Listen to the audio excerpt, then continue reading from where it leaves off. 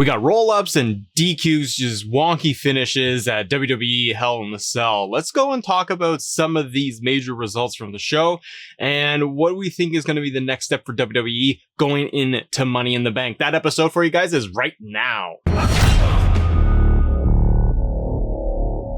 Ladies and gentlemen, welcome to Assemble. I'm Matt. Good to see you and good to have you here on the show. We are just post WWE Hell in the Cell. We sat through it. We got through what was potentially and seemingly just a glorified Raw or SmackDown. But we did get some consequence out of these matches. For example, we got the Bobby Lashley, Drew McIntyre situation, and that seems to have some sort of conclusion to it. And then we've got more question marks when it comes to Cesaro, Seth Rollins, as well as Rhea Ripley and Charlotte Flair. Overall grading for the pay-per-view and what I saw the other night, I'm gonna go with kind of a C+ to B-. Nothing really blew me away. I thought the Bayley Bianca match was really solid with a good finish, good clean win, strong win for Bianca Belair. And I thought Sami Zayn and Kevin Owens was just a great match because the two of them can really pull off anything. But the main thing I want to talk to all of you about, and let me know in the comments below what you think about the pay-per-view in Hell in the Cell 2021. But I had a little bit of problem with WWE's overall storytelling and booking for this match. And some of the results of this, specifically talking about Seth Rollins versus Cesaro, the Rhea Ripley Charlotte Flair ending, and the very end of the hard-hitting Hell in the Cell match between Bobby Lashley and Drew McIntyre. So Cesaro and Seth Rollins, good match, strong match. They had some fun storytelling leading up to this match. This is the second match after the WrestleMania match where Cesaro did pick up the win over Seth, and they've been trying to stretch this story out for several months. I think Seth's character work has been really fantastic. Cesaro's a solid performer. He hasn't clicked with me enough over the years in terms of his overall storytelling and his promo work, but I still thoroughly enjoy Cesaro's work. This was a really good match, but the problem I have is just with the finish. We end up with a roll-up win for Seth over Cesaro. Sneaky chicken win for Seth Rollins. Yay, that's fine. But the problem is that you could have just done a number of different ways of putting this ending together. And it does mean that we are actually going to be going off into a third match, it feels like, after this. And I feel like I'm kind of done and over with this storyline, but what do you all think? Have you had enough of Cesaro versus Seth? Because I just feel like it's not going to move anybody forward. There isn't any big time moments in this, and now I just feel like it's just been because Cesaro's been getting the best of Seth. Now he rolled him up, and then they're going to end up going to maybe SmackDown or Money in the Bank to blow off this feud. What I could see potentially happening is that they do blow this feud off on the SmackDown that is in front of live fans for the first time. And that could be kind of like your SmackDown main event or opening match, treated almost like a pay-per-view right before Money in the Bank, and then put those guys in the Money in the Bank match itself. Continues the storyline thread, but it kind of closes things up on SmackDown, but that's just what I think. My only problem again is just that we're getting roll-up wins. We're getting these DQ finishes across the board, and it feels like WWE and Vince is just in this massive holding pattern of waiting for fans to come back. So we're ending some storylines. We're kind of puttering them along when they should have been done months ago. With Cesaro getting the clean win over Seth at WrestleMania, that should have been the end to that feud, but we have elongated this thing for months now, and it feels like we're going to get another match. And doing the roll-up win was just kind of clunky. It didn't look great, and it kind of just was there.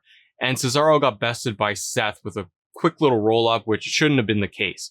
Why not go for a big full-out DQ finish, give me a low blow by Seth, and then a roll-up, to at least have it some consequence. The roll-up victory is very much a Raw TV finish. And that's what it felt like for a lot of the show. And the other match that had a really just unbelievable finish, and it's been very mixed online for how people are taking this. Even the commentators are having an odd reaction in terms of how Rhea turned out in this thing. But the Charlotte Flair Rhea Ripley Raw Women's title match was an odd one. Hard hitting. Charlotte was getting the best of Rhea very early on. Very physical. I was enjoying this thing all the way through. And I really felt like they were going to just put the title on Charlotte in order to then set things up for potentially a Becky Lynch return and start things restart things a little bit in terms of the Raw Women's division with Charlotte as they lead into Raw returning with fans. But this match goes outside the ring.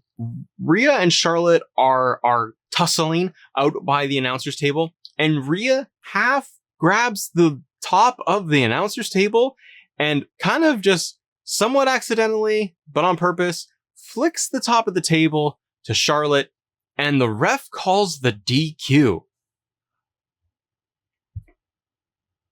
We have seen Randy Orton just back body drop every single person ever onto the announcer's table without it breaking, smacking them off that thing week after week after week, months on end. It's his thing in a straight up one-on-one match.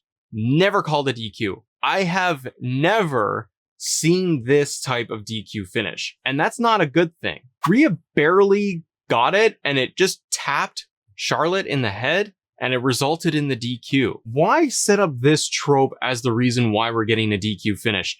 The other thing is that it puts Rhea in this weird position, and it feels like the commentators were almost trying to heal her up a little bit by talking about how she got herself DQ'd. Rhea wasn't upset that she got herself DQ'd. She was kind of happy with it.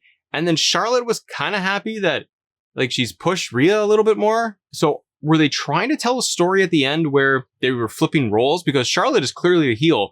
Rhea Ripley has been the babyface champion, but they got Rhea to get a DQ finish, which doesn't really line up with her character. If you want to go for a DQ finish for a title match at Hell in a Cell, and you didn't want to put the women inside the Hell in the Cell, which it probably should have if this was a blow-off match, which it probably is not. This was very confusing. It didn't land for me, and I was really blown away that the referee in WWE wanted to DQ Rhea by flipping the table top, not even putting Charlotte through a table. If you wanted to get that DQ, why not make it really hard? Why don't you get Rhea being super overly aggressive against Charlotte and just destroying her with kendo sticks and chairs? Go super hard on it. It's Hell in a Cell. Get yourself really DQ'd and then have referees pull Rhea off of her to show a really big side of aggression with Rhea Ripley. But this finish didn't make a lot of sense. It didn't sit for me. And at a pay-per-view where you were trying to have like the Raw Women's Championship on the line, it didn't do much for me.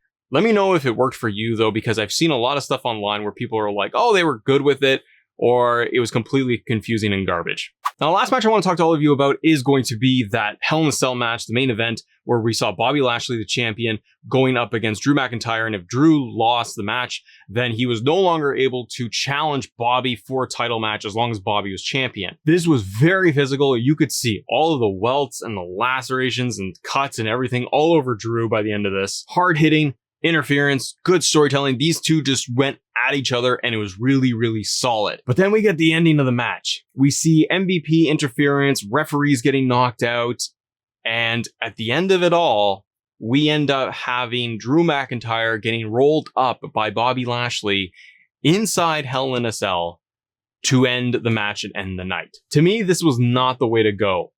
And it's a very clunky one too, because you're getting anything goes inside Hell in a Cell.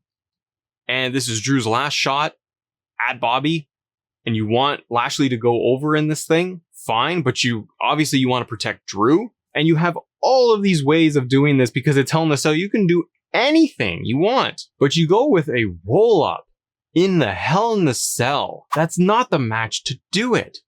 Why don't you get Drew a little bloody? Get him to pass out to the Hurt Lock or something. Get him to just pass out, like get him to struggle for like a minute or two, and get Bobby to actually get him to pass out so that maybe it wasn't like Drew gave up. He just passed out from the pain because he was trying so hard. That still protects Drew a little bit, and Bobby obviously goes over. The end game is to have Bobby Lashley as champion, presumably going into SummerSlam. We still have Money in the Bank, then we have SummerSlam, but they're trying to get Bobby over to that point. Maybe that's going to result in a big match with Brock or something, which would be amazing.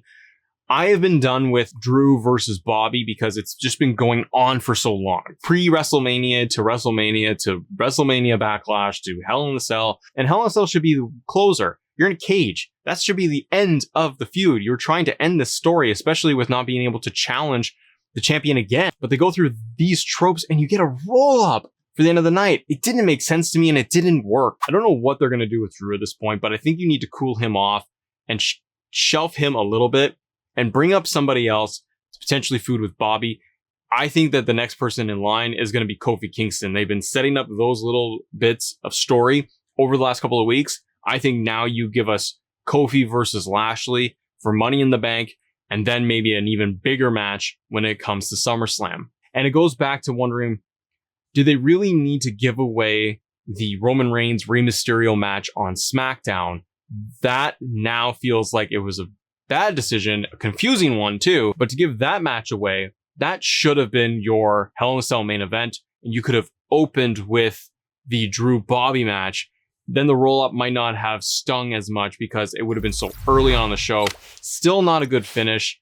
And it just doesn't make sense when you have so much available and you can do any creative thing you want in the cell, and it turns into this. So where do we go from here? That's the question I have for all of you, is what do you think we're going to get next? It feels like that we're getting a ton of these matches and feuds in a holding pattern until we get to fans live back in July. So it feels like we're going to kind of have to hang on tight because they are waiting clearly to get fans back in attendance so that they can try and reset a lot of this stuff.